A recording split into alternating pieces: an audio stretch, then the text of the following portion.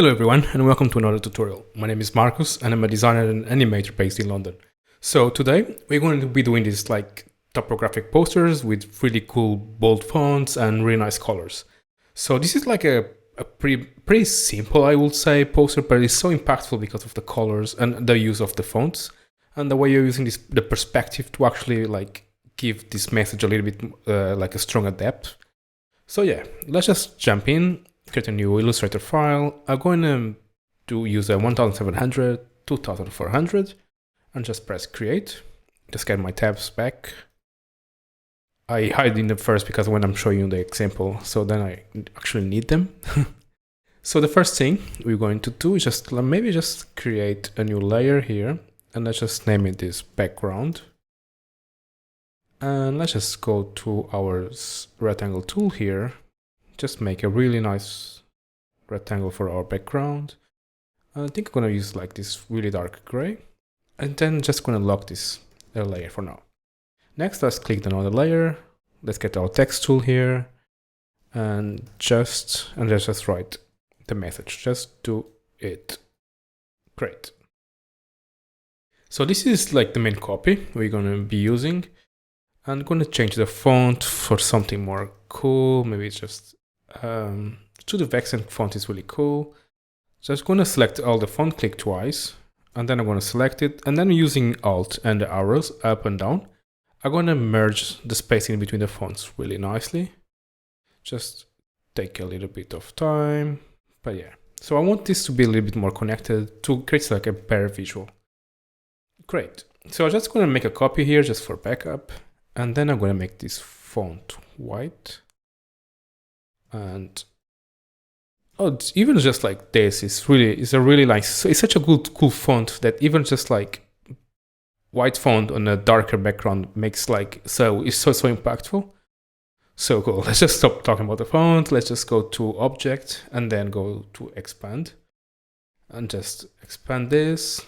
And then again, let's go to selecting our font here. Let's go to effects, 3D materials, 3D classic, extrude and bevel. Cool, here we're just going to make a really nice perspective to work with. Something like this. And then we're going to actually add a little bit of perspective here as well. So it twists a little bit more. And just increase the depth here for something like a little bit outrageous. Maybe that's 2000. Perfect. And yeah, let's just maybe scale this a little bit. So we actually, like, because we cropped a little bit on the example, let's just get the example back here. So we want actually to be really big so we can actually crop it out of the scene. Back to our poster here, let's just go to object and then expand. Cool. Now we can scale it easier it doesn't need to calculate all the 3D extrude now. So with this expanded, let's just press D. So we go back to just have like black and white lines. And let's just zoom in and start to connect these shapes together. So as you can see here, on the rounded places, it actually creates a lot of steps here because if like it needs to create these vectors to make it smoother. So we actually need to connect them together. Let's just select them, click twice until we can actually reach them.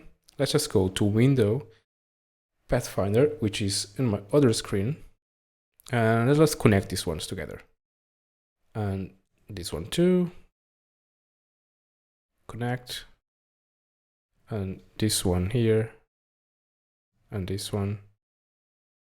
Okay, please. Yeah, perfect. So you get the idea. We need to connect all of these shapes that need to be connected so they like become just a unique shape. So I'm going to just speed up this a little bit for you so you don't need to wait for me finishing this.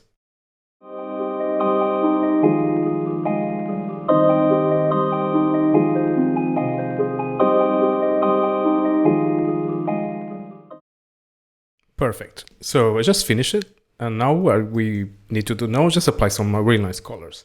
So I'm going to just select this shape here.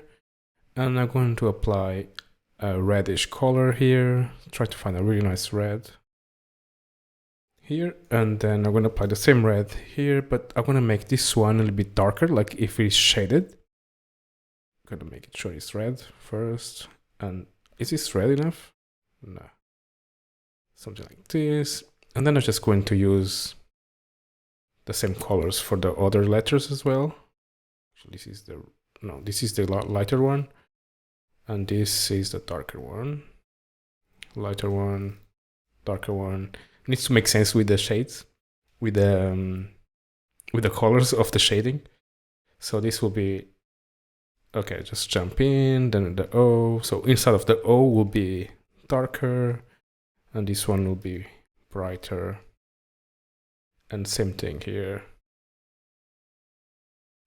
Select it first, and then perfect. You can see the other base here, so that's cool. So the next color, let's just get a really nice yellow as well. Let's just select this one, and I'll just try to follow the best I can example. Actually, this yellow needs to be a little bit darker, but I really like this shade, so I'm gonna make it darker later. Yeah, something more like this. Maybe not, I don't know, maybe not that ochre color, maybe a little bit still dark, but not like so dark. And okay, I forgot to make a color on this letter here as well. This, perfect. Apply the yellow on this one. This is the bright yellow, this is the darker yellow. Perfect, and this is the brighter one. Yes, this is the brighter one. Same thing here. This is the brighter one. And this will be the darker one. Perfect. Same thing here. And done. Almost there. Just make it sure we cover all the letters. Don't want to finish in like there is a letter without color. And okay, please. Perfect. So yeah, this is pretty much it on terms of the color. Let's just scale this a little bit more. Try to make like a nicer layout here. And let's just select it because we don't need the strokes anymore. So we're going to select all the letters and just remove the stroke. Because the colors already made like a really nice difference here. So let's just center this a little bit. We don't want to actually lose the eye there. We want to still be able to read it. So next thing, let's just create a new shape, the same size of the background. Just like this. I'm going to overlay it and select the text and right click and make Lippy mask. Something like this. Maybe I'm looking now. I think it feels a little bit big. And maybe I'm going to actually rotate this a little bit as well. Create it a little like a more dramatic perspective happening here. Maybe if I do something like this, will work. Yeah, this is pretty much it. And then we're gonna just copy my signatures here. Just getting from my file, from my other file here. I always like to like sometimes I don't do it, but I really cool actually to keep track how many posters you've already done during the time. Oh, see here, this is like what I was expecting would happen. This needs to be darker yellow. Yeah, and yeah, it's just always nice to see which month actually. So then you can actually see your progress as well. And make a new layer. Gonna lock this layer for now. I don't want to move it. And gonna make a new layer. Overlay it like this. Make it black. Just make sure you actually covers all the artwork. And let's go to effects and then texture, grain. I'm going to use the grain steeplet, which is like a black and white one. You can actually experiment with other types of grains. Like there is like more, though I can't really actually see them very much because it's on black. When you apply it on like a colored image, you can actually see it better. And then just go select this grain here, go to opacity and then screen.